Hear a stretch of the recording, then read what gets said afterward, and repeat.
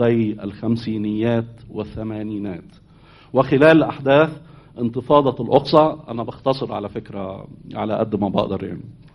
وخلال أحداث انتفاضة الأقصى يعود المخرج حازم البيطار في فيلم القدس الثمن الصعب للعيش عام 2001 إلى مدينة القدس ليستكشف بعض الجوانب من صورتها وحالتها، فيتوقف عند الساعات الأولى من اندلاع الانتفاضة وحالة توتر والقلق والترقب والانتظار لمعرفة أخبار من استشهد أو جرح.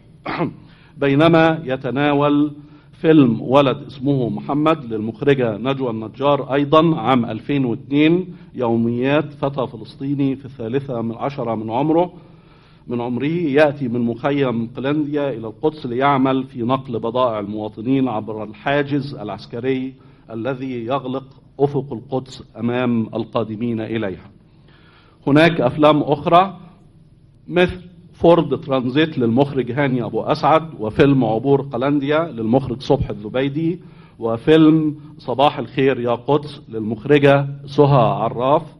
وتقدم المخرجة آن ماري جاسر في فيلمها كأننا 20 مستحيل عام 2003 حكاية فريق فلسطيني يحاول تخطي الحواجز والدخول إلى القدس.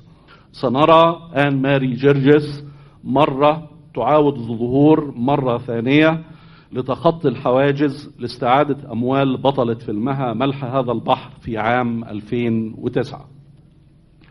ويأخذ فيلم ناطرين صلاح الدين المخرج توفيق أبو وائل عام 2001 أسلوبا ساخرا بمرارة للحديث عن الموقع المأساوي للفلسطينيين تحت الاحتلال من خلال عدة نماذج من فلسطينيين مقدسيين يدخنون النرجيلة ويلعبون الورق ويرتشفون القهوة المرة والانتظار الملول، وصولا لممارسات المحتل التي باتت جزءا من الحياة اليومية. ويحكي فيلم القدس الشرقية للمخرج محمد العطار عام 2007 قصة مدينة القدس منذ احتلال الجزء الغربي منها عام 1948 وحتى سقوط الجزء الشرقي عام 1967، ويفضح هدم منازل الفلسطينيين وإرغامهم على الرحيل. يوجد أيضا فيلم القدس ذكريات الأجيال، كما يوجد أيضا حديثا الفيلم الروائي المر والرمان عام 2009 للمخرجة نجوى النجار، والذي يبدأ بحفلة عرس يصر القائمون عليها على إقامتها في رام الله رغم كل صعوبات الطريق وعوائق الحواجز من القدس، حيث يقيم أهل العروس في رام الله التي يقطنها أهل العريس. آخر الأفلام التسجيلية العربية عن القدس أنتجتها وزارة الثقافة الأردنية في العام 2009 بمناسبة اختيار القدس عاصمة للثقافة العربية، وكانت 3 أفلام تسجيلية يضمها عنوان واحد هو القدس العتيقة. أما في السينما الروائية العربية فبعد فيلم الناصر صلاح الدين الذي أخرجه الراحل يوسف شاهين يمكن ذكر عنوان فيلم روائي طويل أنتج في الأردن عام 1969 بعنوان الطريق إلى القدس من إخراج عبد الوهاب الهندي. كما يمكن المرور سريعا على بعض الأفلام التي مرت على القدس مرور الكرام بالذكر أو ببعض الصور المبهمة، مثل مهمة في تل أبيب و48 ساعة في إسرائيل والسنون لا يموت في القدس والليل وباب الشمس. هكذا تتابعت صور القدس الناس والشوارع والبيوت، وهكذا تم استدعاء الصور والوثائق من خلال الشرائط الفيلمية، سواء تلك التي شوهت وزيفت وأخفت الحقائق وامتهنت الكذب والتزوير، وتلك التي أرادت أن تعيد الجمال والبهاء للزمان والمكان. وقبل أن ننهي الحديث هناك إشارات لابد منها، وقد أدى ذلك في بعض الأحيان إلى غياب الرؤية الاستراتيجية أو ضعفها، وغياب برنامج واضح يهدد الأهداف والخطط المستقبلية، إضافة إلى طغيان لغة الخطابة على لغة الفن والتعبير. بعض الأفلام الفلسطينية التي أنتجت في فترة التسعينيات قدمت جوانب مختلفة للإنسان الفلسطيني المقدسي تحت الاحتلال والحصار لم تكن معروفة للمشاهد العادي. بعض الأفلام الفلسطينية التي أنتجت في فترة التسعينيات قدمت جوانب مختلفة للإنسان الفلسطيني المقدسي تحت الاحتلال والحصار لم تكن معروفة للمشاهد العادي. نموذج من هذه الأفلام فيلم هذه الليلة تذكرة إلى القدس. ربما من المرات النادرة أن نقترب أكثر إلى المشهد المقدسي الحقيقي، نقترب أكثر إلى المشهد الفلسطيني الحقيقي، بعيدا عن الضوضاء وضجة السلاح والانتفاضات وكل الصور التي عادة ما نراها في بقية الأفلام المتعلقة بالقضية الفلسطينية. تعود المشاهد على مشاهدة الفلسطينيين باعتبارهم هم ضحية لأعمال القمع والتعنت الإسرائيلي أو ثائرين على وضعهم المتردي.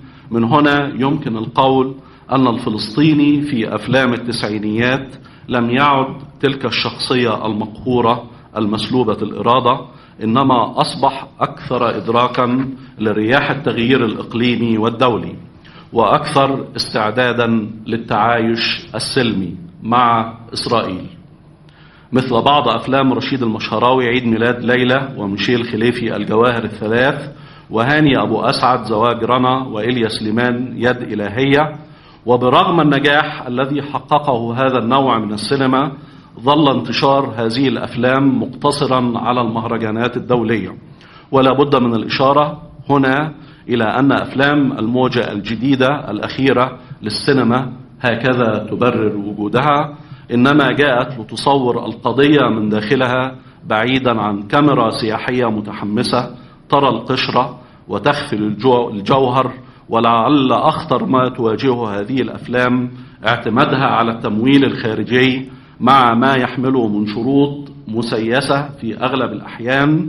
الحاجة الثانية والأهم إن هذه الموجة من الأفلام ليست كلها مقبولة من الجانب الفلسطيني، حتى وبعض الآراء من الجانب العربي الذي يعتبر أن الصراع العربي الإسرائيلي هو صراع وجود وليس صراع معايشة أو صراع حدود. في عام 1968 سعت الجامعة العربية لإنشاء الهيئة السينمائية العربية المشتركة لمواجهة النشاط الصهيوني في السينما العالمية، كما حاولت السينما المصرية في تلك الفترة أيضا مواجهة التزوير السينمائي الذي يحدث من خلال سيل من الأفلام العالمية والإسرائيلية المشوهة لتاريخ القدس. فتم إنشاء شركة الإنتاج العالمي كايرو فيلم لهذا الغرض، لكن سرعان ما اختفت أهداف الشركة وسرعان ما اختفت الهيئة أيضا بعد أن عجزت الإمكانات والميزانيات المحدودة في إنتاج أي شيء له قيمة. هنا نذكر أن ميزانية الهيئة كانت 3 ملايين جنيه استرليني فقط، وهي ميزانية لا تكفي كبند دعاية في إنتاج أي فيلم عالمي من الأفلام التي تنتج من خلال السينما العالمية أو حتى تنتج في إسرائيل وتشوه صورة القدس على الدوام منذ عقود.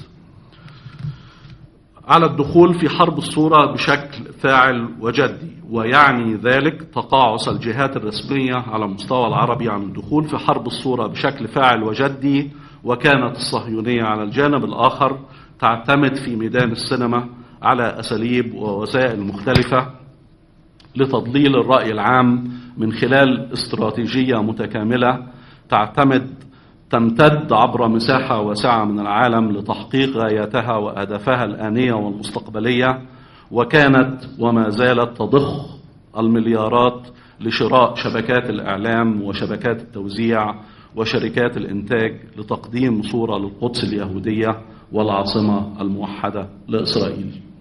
نذكر هنا شيء وهو غريب جدا، إن إنتاج السينما العالمية بيصل سنويا إلى حوالي 2500 فيلم سنويا في العالم كله، يتراوح ما بين 2500 إلى 2700 فيلم. الإنتاج العربي ودعنا نقول ان انتاج افريقيا من السينما كلها، قارة افريقيا من الانتاج السينمائي سنويا لا يتجاوز 80 فيلم في السنة. من بين هذه الافلام كل 5 سنين يظهر فيلم واحد عن القضية الفلسطينية. لنذكر مثلا ان اجمالي انتاج السينما منذ ظهور السينما في العالم العربي حتى الآن، سواء السينما الروائية أو السينما التسجيلية، يصل تقريبا إلى حوالي 8500 فيلم. منذ ظهور السينما حتى الآن 8500 فيلم. القضية الفلسطينية والقضية الجوهرية عند العرب، كل الأفلام التي صنعت سواء التسجيلية أو الروائية لا تتجاوز حوالي 450 فيلم. لا تعليق. هنا لابد من القول أيضا أن العرب وفيما يخص موضوع القدس بشكل خاص لم يحققوا الكثير من النجاحات على المستوى السينمائي، ولم يتلمسوا الطريق الصحيح لمعرفة كيفية اختراق المشهد الدولي بأفلام ذات مستوى فني وتقني ودرامي، أي تحقيق أفلام لائقة بمعنى السينما.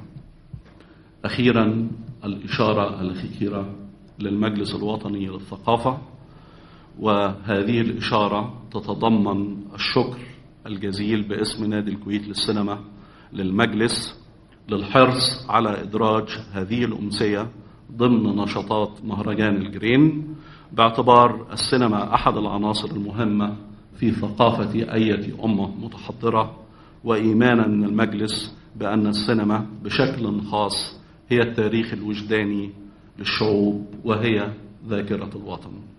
وإذا كانت احتفالات القدس كعاصمة للثقافة قد انتهت، فإن القدس باقية كعاصمة موحدة وموحدة للثقافة العربية على مر الأجيال.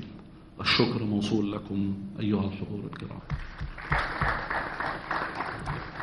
ولك أيضا أستاذ أمان، وهي مهمة كانت صعبة فعلا أن تضغط هذا الموضوع الكبير في 25 أو 25 دقيقة، والآن إلى حضراتكم.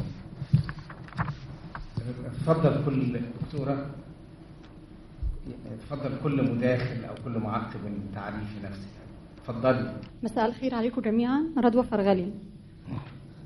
الحقيقة إذا في شيء بيمس القدس فصعب إن الكلام يكفيه، يعني بعتبر إنه يكفي لمحة أسى كلنا بنشعر بيها. يعني فيلم الليلة بحس إنه فيلم بيصور المسافة ما بين الواقع والحلم.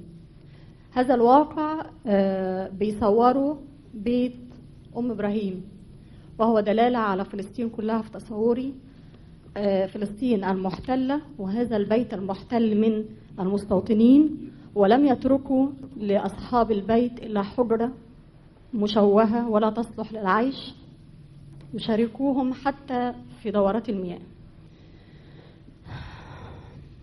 أما الحلم بيعبر عنه البطل وتصوره أو أمنيته بعرض فيلم للأطفال، ومش خافي علينا أن اختيار الأطفال تحديدا ربما يحمل نوع من الأمل في مستقبل أو لمحة حياة بشكل معين. يعني انتهاء الفيلم بعرض للأطفال أو تحقق الحلم بيختزل أو بيدينا إحساس بإمكانية تحقق هذا الحلم يوما ما، بغض النظر عن بعض الثغرات اللي يعني سقط فيها الفيلم، لكن بيبقى يعني شيء يدعو للأمل واحتمالية حدوث نوع من التحرر أو على الأقل التحرر النفسي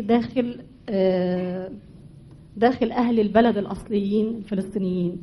وكان واضح جدا من خلال تفاصيل صغيرة، وده أكتر شيء عجبني في الفيلم، هو تركيزه على التفاصيل الإنسانية الصغيرة والبسيطة بدون ادعاءات وبدون نوع من الصوت العالي اللي كلنا بنحس بيه في بعض الأفلام وخصوصا الأفلام العربية. حتى نهاية الفيلم في تصوري هي فيها نوع من الرؤية المفتوحة والأفق على مستقبل وطريق حتى ما كناش قادرين نحدد اتجاه البطل بالظبط ماشي نحو أي اتجاه، فربما هو أفق آخر لمستقبل أكثر وأكثر جمال. في حاجات كتير الحقيقة في الفيلم يعني يجب التوقف عندها، لكن عشان السلطة بتشاور. شكرا دكتورة فهنسيب ده للناس لا، متخصصين. مش سلطة، أنا بتحدث باسم الجميع، باسم جميع الحاضرين. يعني تعليق آخر أو مداخلة أخرى، يعني بدون تعليق على التعليق وبدون تعقيب على التعقيب. 3 دقائق. أستاذة حنان اتفضلي الاسم. يعني السلام عليكم ورحمة الله وبركاته. أولا بحيي المجلس الوطني للثقافة والفنون والأداب في دولة الكويت، إنه نرى الآن السينما تمثل دورا في هذا المهرجان. لن أعلق على الفيلم صراحة، لكن أقول فقط عن هذا البروشور.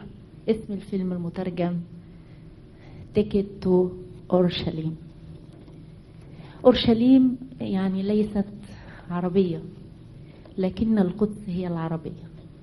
أنا أرى أن ترويج المسميات الصهيونية التي تسعى لها ما نسميه الآن نحن ونروج له أيضا بالدولة اليهودية، نحن مسؤولون عنه في البداية والنهاية بمؤسساتنا الإعلامية وغير الإعلامية. نحن مسؤولون كأفراد وكمؤسسات، وينبغي أن نتوقف من الآن عن الترويج لمثل هذه المسميات التي يسعى لها هؤلاء الناس إلى تأصيلها في العقل العربي. هذا محض تعليق على عنوان الفيلم وشكرا. اتفضلي. بس انا عايز اقول ان الافيش، يعني الاعلان ده اصلا، يعني ده الفيلم في نسخته للاجنبي، يعني والاجنبي لو كتبت له القدس بالتاكيد يعني يتقال، يعني لازم تكتب جيروساليم بهذا الشكل. يعني وانا ما اعتقدش حتى يعني ان اصحاب الفيلم يعني طيب ماشي. التعقيبات او كلها الاستاذ عماد هيرد عليها في الاخر. اتفضل. مساء الخير. مساء الخير. اتفضل. بس انا كنت عايز اتفضل قدم نفسك. عمر فوزي. اتفضل. كنت عايز اشير طبعا ببساطه الفيلم وبالرسائل الكتير اللي بيقدمها. يمكن اختصارا للوقت الاخوات يعني ذكروا حاجات معينه، بس انا كنت عايز اقول ان الرساله الواضحه اللي حب يقدمها في بعض الكلمات لما قال يعني عن رحلته، لما هي الزوجه بتقول له بديش اسمع شيء عن القدس، فهو قال راح يرجعوا والقدس بالنسبه لي محرره. هو ده اعتقد الرساله الواضحه اللي حب يعني يقدمها بطريقه جميله وسلسه من موضوع الاطفال زي ما اتفقنا من قبل ان هو الامل والاحتلال الحوش ليهم في الاخر زي ما تفضلت الاخت، هو كمثال للبلد. ولو اكتشفت خدنا بالنا ان اخر الفيلم الاطفال بالفعل اختلف الجمهور، الاطفال كبروا بقوا شباب وبقوا عائلات، واعتقد هي دي كان الرساله الواضحه قوي في الفيلم. شكرا لك. شكرا جزيلا. اتفضل. اتفضل حضرتك.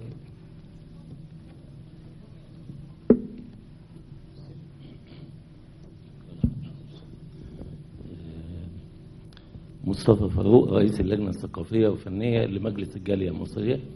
ولن طبعا احنا سعداء ان نحضر هذه الأمسية الجميلة.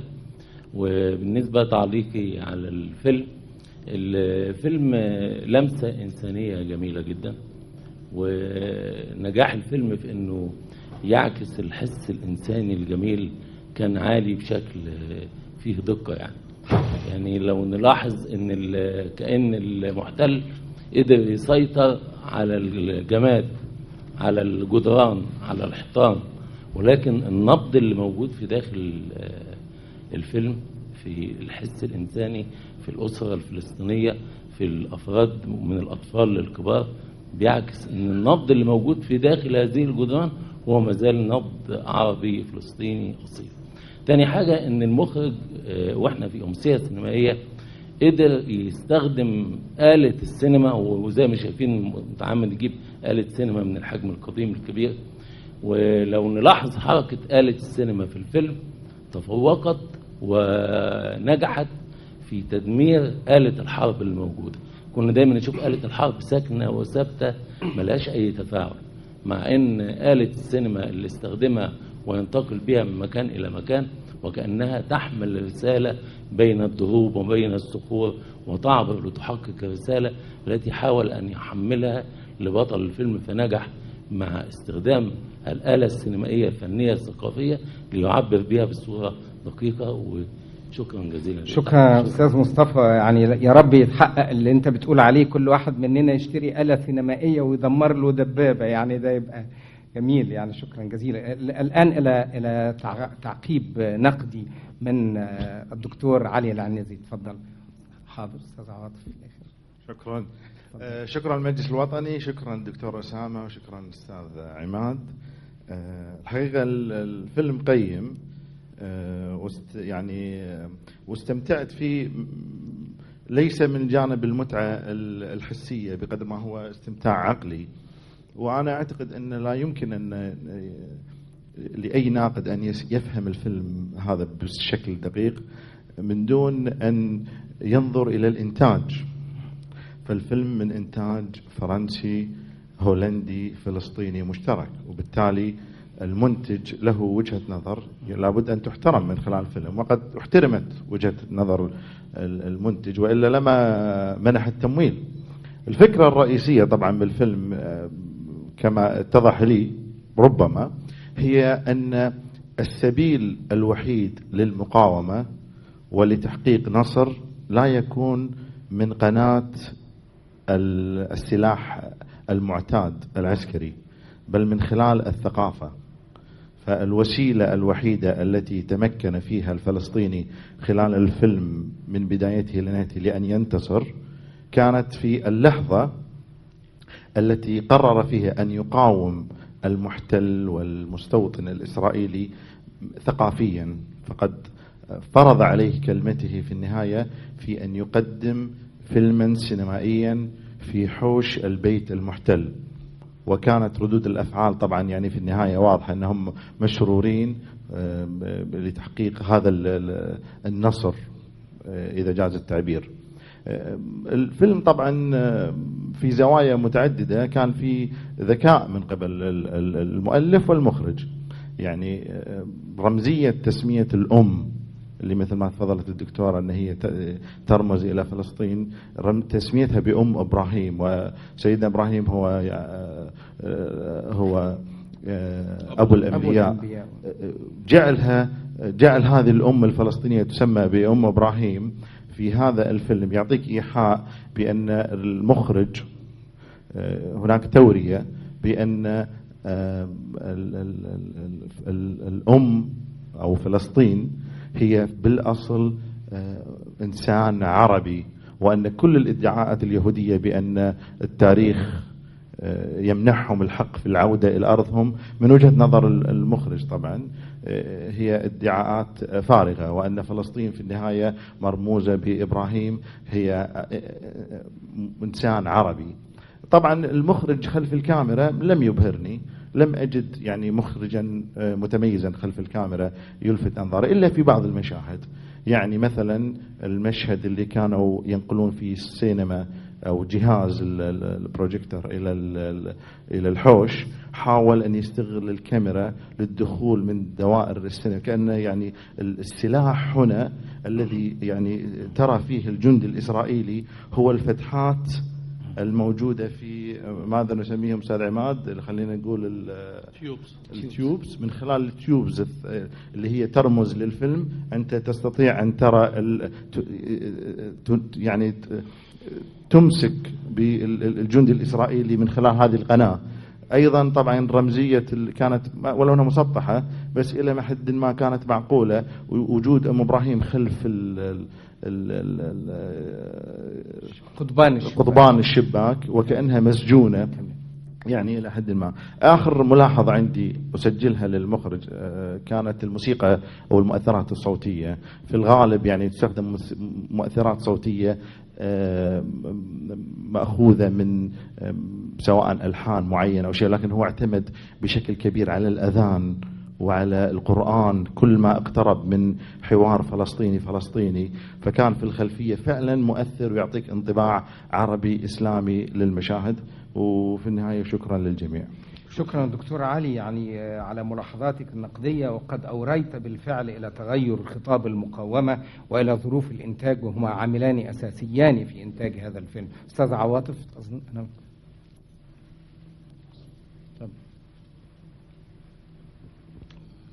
عفوا أستاذ مفرح. مساء الخير عليكم. مفرح حجاب من الراي. الحقيقة أنا عندي ملاحظة واحدة على الفيلم، رغم الدلالات اللي خرج بها هذا العمل ورغم هذا الجهد في عملية التصوير والمشقة اللي حصلت في صنع هذا الفيلم. مش عارف يعني، هو يمكن الدكتور علي ركز على حاجة مهمة جدا في صناعة الفيلم. يعني الفيلم برضو لم يظهر ما نراه على شاشات التلفزيون. يعني أنا في كل مرة كان يغامر فيها جبر بخط معين كنت أتوقع أنه راح يحصل له مشكلة أو راح يحصل له حاجة من قبل الإسرائيليين. يعني الأهم من كده أن أنا يعني برضو مش قادر أقتنع أنه يعني مستوطنين قاعدين في البيت وسايبين ناس بيتفرجوا على فيلم بدون أي حاجة. يعني ما ظهرتش الوحشية بتاعة الإسرائيليين اللي احنا نراها على شاشة التلفزيون، الوحشية الحقيقية. يعني هناك أمل في الفيلم وهناك دلالات حلوة في الفيلم وهناك يعني حاجات كويسة يعني، لكن وكأن فعلا المنتج عايز يطلع الإسرائيليين برضو ان هم يستطيعوا ان يعيشوا او ان هم بيتعاملوا مع الفلسطينيين بشكل او باخر. يعني دي الملاحظة الوحيدة اللي على الفيلم. شكرا جزيلا. شكرا أستاذ مفرح، ملاحظة واضحة تماما وتقال ويجب أن تثبت. عندنا الأستاذ عواطف ثم الأستاذ محمود حربي. مساء الخير. الحقيقة أنا كنت بدي أقول أشياء كتير، بس في البعض قالوا أجزاء منها. راح أكتفي بشغلتين. أول شيء بالنسبة للسينما، أنا بعتبر أنه أنا بالفعل لما شفت الفيلم بكيت، يعني ما بعرف ليه. حسيت أنه مش قصة تأثير مباشر للفيلم علي من ناحية عاطفية، لا، حسيت قديش في تغريب للسينما الفلسطينية، قديش في تغريب للفن اللي ممكن يكون فن مواجه في مواجهة العدوان. قد ممكن يعني لما بيكون في فيلم فلسطيني منتج من كذا دولة مشاركة في إنتاجه، هذا معناته تدجين السينما، تدجينها وتحويلها لمشروع غير فاعل.